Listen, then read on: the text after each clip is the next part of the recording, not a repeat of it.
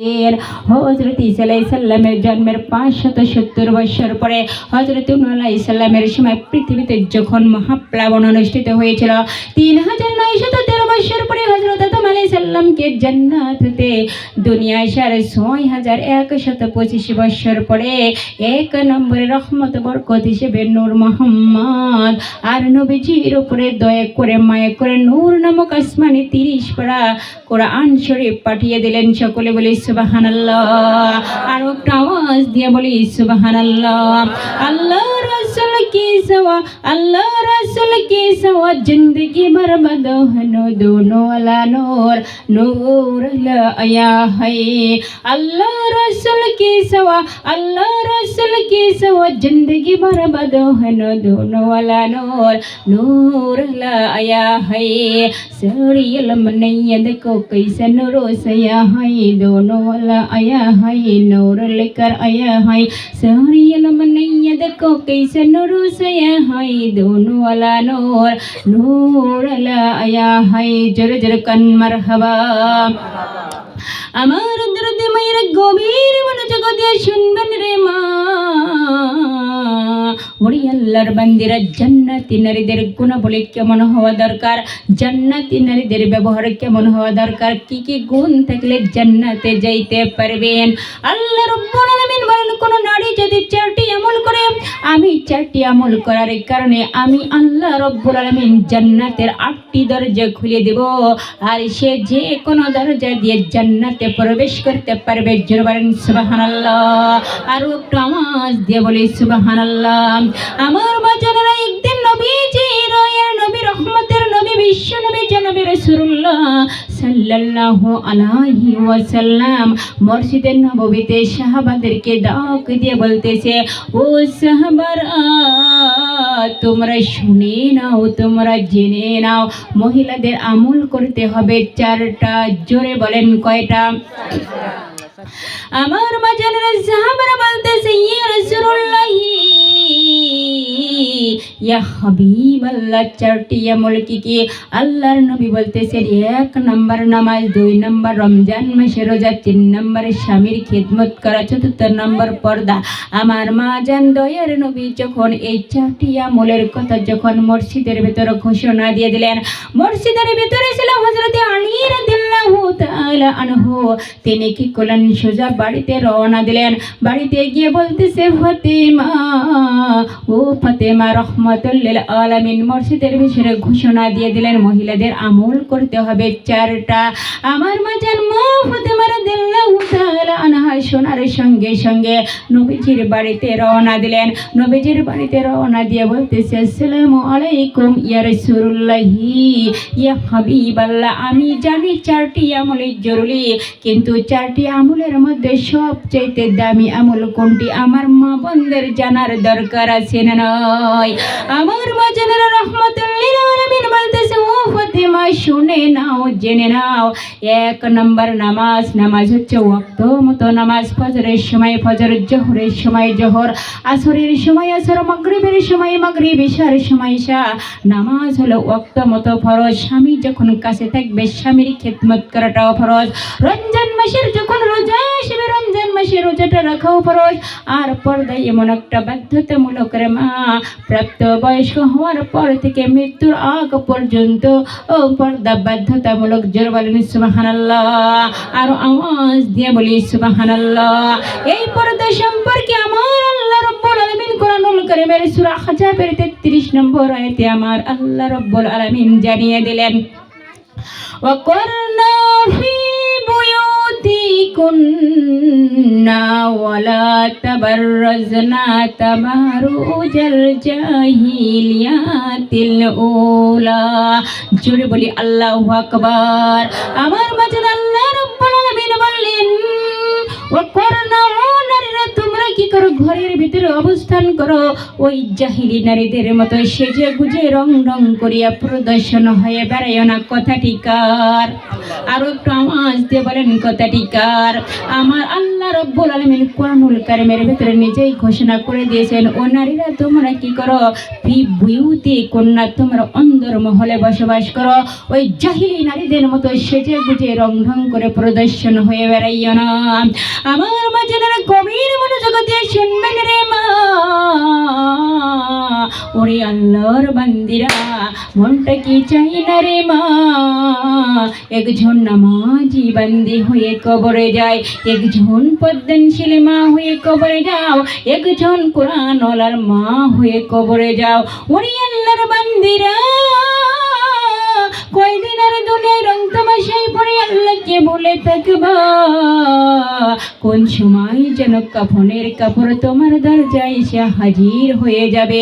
ওরে মা তুমি জানো না, কত মা চলে গেল, দুধের বাচ্চাগুলো কবরের কাছে এসে হাউ মাউ করে কান্না করে, আর ডাক দিয়ে বলি, আমার আম্মু কই, আমার আম্মুকে কেন দেখি না, কেন আমার আম্মু ডাক দেয় না, কেন আমার আম্মু কোলে তুলে নেয় না।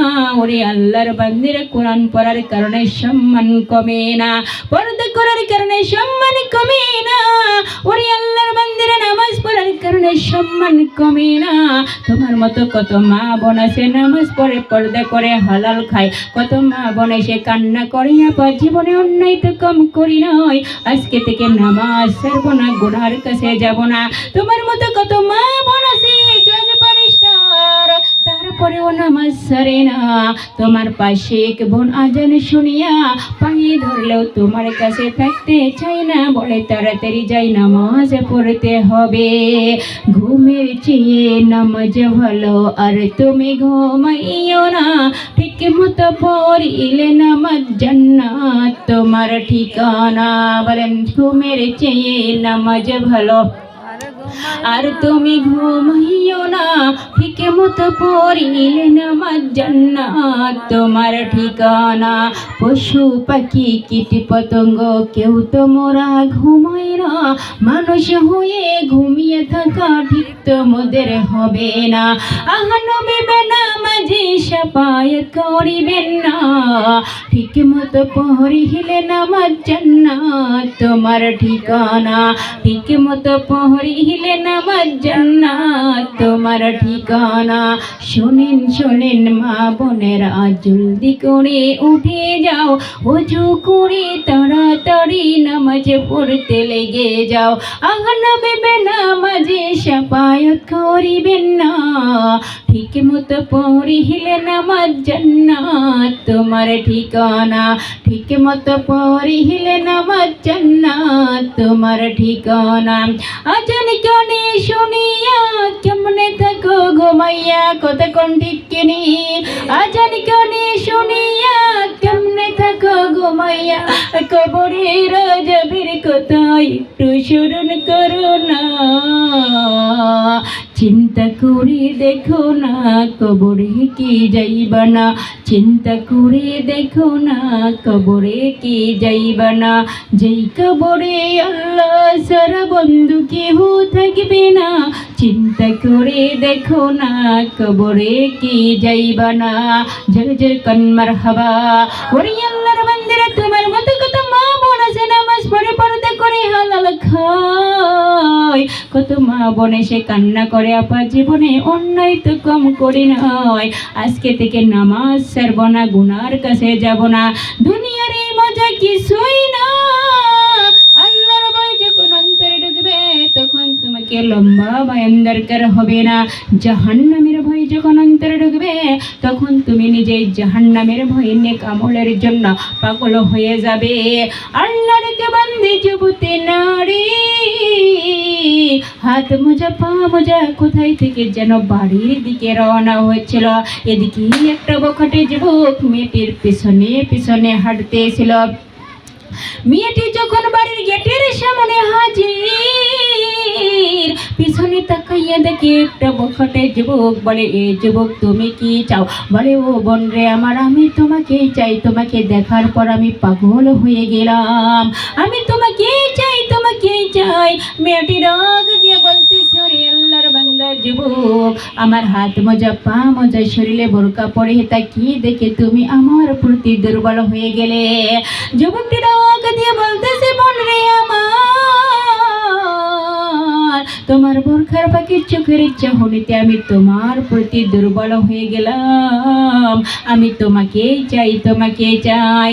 আল্লাহর বান্দি ডাক দিয়ে বলতেছে, যুবক দাঁড়াও, আমি তোমার হাদিয়ার ব্যবস্থা করতেছি। এই কথা বলিয়া মা আমি একটি ঘরের ভেতর প্রবেশ করলাম। ঘরের ভেতর প্রবেশ করার পর কাজের সন্তানকে ডাক দিয়ে বলতেছে, এই কাজের সন্তান, একটা যুবক আমার বাড়ির গেটে দাঁড়িয়ে রয়েছে রে যুবক। এই যুবক নাকি আমার চোখ দেখে পাগল হয়ে গেছে। আমি এই চোখ রিজার্ভ করে রেখেছি আমার আল্লাহর মোলাকাত করার জন্য। এই চোখ দিয়ে আমি প্রতিনিয়ত কোরআন তেলাওয়াত করি রে যুবক। এই চোখ দিয়ে আমি আল্লাহর নিয়ামত দেখি, আল্লাহর শুকরিয়া আদায় করি। কি দিয়া শুকরিয়া করি গো তোমার, তুমি যে দয়াময়, তুমি যে করুণার আধারে প্রভু, করুণার আধার। আমার এই দুটি চোখ যেদিকে চাই, আমার এই দুটি চোখ যেদিকে চাই, তোমারি মহিমা মন খুঁজে পাই প্রভু, প্রাণ খুঁজে পাই। জ্ঞানী আলো আসে যার, জ্ঞানী আলো আসে যার, সেই তো তোমায় করে গো শিকার প্রভু, করে গো শিকার। কি দিয়া শুকরিয়া করি গো তোমার, তুমি যে দয়াময়, তুমি যে করুণার আধারে প্রভু, করুণার আধার। জোরে জোরে কোন মারহাবা, আর আওয়াজ দিয়ে বলেন মারহাবা। ওরে আল্লাহর বান্দিরা, আল্লাহর ভয় যখন অন্তরে ঢুকবে তখন তোমাকে লম্বা বয়ান দরকার হবে না। তোমার মতো কত মা বোন আছে, এখনো কতদিন তোমার মতো মা বোন আছে দিনের বেলায় ঘর থেকে বের হয় না, রাতের বেলায় কোথাও গেলে, রাতের বেলায় কোথাও গেলে হাত মোজা পা মোজা ছাড়া বের হয় না। এরে মা তুমিও মা, ওরাও তো মা, অন্তরে কি ভয় আসবে না রে মা? কয়দিন আর যৌবনের বাহাদুরি করবা, কয়দিন আর দুনিয়ায় বাহাদুরি করবা? দুনিয়ায় স্বার্থের টানে স্বামী স্ত্রীকে জবাই করে, স্ত্রী স্বামীকে জবাই করে, সন্তান মা বাবাকে জবাই করে, মা বাবা সন্তানকে জবাই করে। অতএব দেখো দুনিয়াতে সবাই স্বার্থপর, কেউ আপন না। ওই অন্ধকারে কবরে গেলে কেউ তোমার আপন হবে না। তুমি ডানে বামে তাকাইয়া দেখো, তোমার পাশের বাড়ির এক বোন মারা গেল, তার স্বামী একটা, তার সন্তানেরা কত আনন্দ করে স্বামী আর একটা বিয়ে করে, ওই বিবির খোঁজ খবর নাই না। এমনটাই তোমার জীবনে হবে। অতএব ওই কবরে আপন আমার আল্লাহ, ওই আল্লাহর মহব্বত নিয়ে চলো, তওবা করো রে মা, নামাজ পড়ো, পর্দা করো, হালাল খাও, পারলে স্বামীকেও বোঝাও, সহিভাবে কোরআন পড়ো, জবান দিয়ে কখনো খারাপ বলিও না, পর্দা করো, গুনাহের কাছে যেও না। হে যুবতী মা বোনেরা, নামাজের সময় নামাজ পড়ো, স্কুলে পড়ো, কলেজে পড়ো, নামাজ ছাড়িও না, সুন্নাত জবাই করিও না, তওবা করে নাও। কারণ আল্লাহর নবী কোরআনে যা বলেছে আল্লাহর মাধ্যমে, হাদিসে যা বলেছে আল্লাহর মাধ্যমে, একটি কথা মিথ্যার কোনো সুযোগ নাই। আল্লাহর কোরআন সত্য, নবীর হাদিস সত্য। যদি খোদা না দেখে কবরে গুনাহ নিয়ে যাও, আল্লাহর নবী কবরে আযাবের যে ভয়ঙ্কর বয়ান করেছে, দুই পাশে মাটির চাপ হারমার চুরমার হয়ে যাবে। একটি নয়, দুইটি নয়, 70 থেকে 99টি সব কবরে আসবে। বিশ্বাস করো রে মা, এই জন্যই তো কত কবরে সাপ দেখা যায়, কত কবরে ধোঁয়া দেখা যায়, কত কবরে আগুন দেখা যায়, আবার কত কবরের লাশ 20 থেকে 30 বছর পর কাফন সহ তাজা পাওয়া যায়। যত কবরের আযাব সব নামাজির কবর, আর যত কবরের লাশ তাজা পাওয়া গেল সবগুলো হচ্ছে নামাজি বান্দার কবর। এই কবরের আযাব কিন্তু শেষ হবে না। আল্লাহর নবী বলেন ফাতিমা আমাকে যখন জান্নাত দেখানো হলো মা, ও মা জান্নাত দেখার পরে আমি এতটাই হইলাম খুশি, আমার গুনাহগার উম্মতের জন্য দোয়া করলাম বেশি বেশি। ও মা জিবরাইল যখন বলতেছে ইয়া রাসূলুল্লাহ ইয়া হাবিবাল্লাহ চলো যাই একটু জাহান্নাম পরিদর্শন করে আসি। ও মা আমাকে যখন জাহান্নামে নিয়ে যাওয়া হলো মা, জাহান্নামে যাওয়ার পর দেখলাম অধিকাংশই নারী। ও মা এক শ্রী নারীকে দেখলাম রে মা, জাহান্নামের ভিতরে মাথার চুলের মুঠিগুলো আসমানে তুলে ধরা হয়েছে, পা থেকে মাথা পর্যন্ত আগুনগুলো দাউ দাউ করে জ্বলতেছে। ও মা মহিলাটি এত জোরে চিৎকার মারতেছে রে মা, মনে হয় আসমান জমিন ভেঙে